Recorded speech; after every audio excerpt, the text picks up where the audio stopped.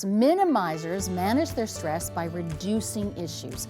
It's not that big of a deal. We got this, honey, no worries. But magnifiers do the reverse. They amplify whatever they're thinking and feeling. They go to 11, kind of the drama kings and drama queens of the world.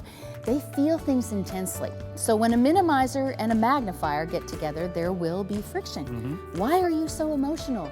Why are you so cold? Marriage is this wonderful, crazy process of two individuals building one life together. But it's difficult because we are so different. We're different, we have different backgrounds, we have different interests, emotions, personality. It makes it hard to get connected and stay connected. But it can be done if we can communicate. But there's the conundrum. We need to communicate well to navigate our differences, but we have big differences in how we communicate. So the first difference we need to communicate about is our communication differences. Did you get all that? That's how difficult it is, but we're going to walk through 4 of the most common communication differences that we've observed in our life and the couples we work with. So as you listen, see if you can identify yourself or your partner as we talk about these 4 communication styles. The first one is this: external processor or internal processor. Now, external processors, not only do they like to talk, they need to talk to know what they think.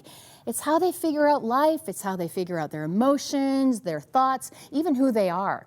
Now, internal processors need to think first in order to know what to speak. We have to mull things over for a while, put things all together in our heads, and then we speak. And while we're collecting our thoughts and our feelings, our external processing spouse starts talking again, giving us more information to process, and we can't seem to keep up. And if that happens too often, we just shut up. And our external processing spouse can think we don't care or we're not engaged. Then there are the facts and the feelings people. Facts people prefer the certainty of logic and reason and hard evidence. That's what they like. They think emotion just confuses issues.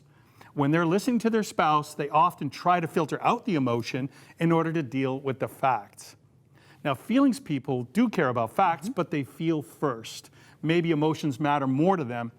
For them, feelings are the facts. And to feel really understood by their partner, they need to know that their spouse isn't filtering out their feelings, but is really trying to understand them.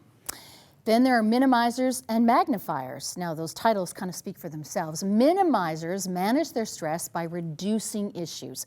It's not that big of a deal. We got this, honey, no worries. And often they'll not only minimize or suppress their own thoughts and feelings, they'll do the same to their spouses. But magnifiers do the reverse. They amplify whatever they're thinking and feeling. They go to 11, kind of the drama kings and drama queens of the world. They feel things intensely. So when a minimizer and a magnifier get together, there will be friction. Why are you so emotional? Why are you so cold?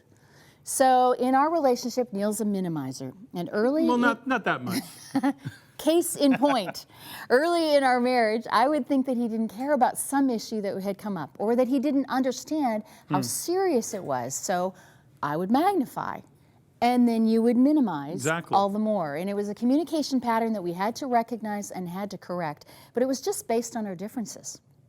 One more really common communication difference, and that's between indirect communicators and direct communicators. Indirect communicators find it really difficult to ask for what they want directly. So instead of that, they'll hint around or they'll ask questions. Maybe they'll go silent and hope that you figure it out. And they're really disappointed if their partner doesn't pick up on their subtle or unspoken cues. On the other hand, direct communicators are really blunt. They get to the point. I like to say it this way: direct communicators see communication as a hammer. Something needs to be said, I grab my hammer, bam, there, I nailed it. And then I move on. Direct communicators are usually hopeless at picking up indirect communication. And indirect communicators are typically bowled over or get hurt by direct communicators. If you're married to the opposite style, you're going to have to work really hard to communicate well with one another. So those are 4 of the most common communication differences. But here's the thing: nobody's right and nobody's wrong. But picture these on a continuum. If you and your partner are on opposite sides of the continuum, internal, external, facts, feelings, minimizer, magnifier, direct or indirect, chances are that's where your communication is getting bogged down. So it's a good place to start as you try to understand each other. And that is the whole point of communication: understanding.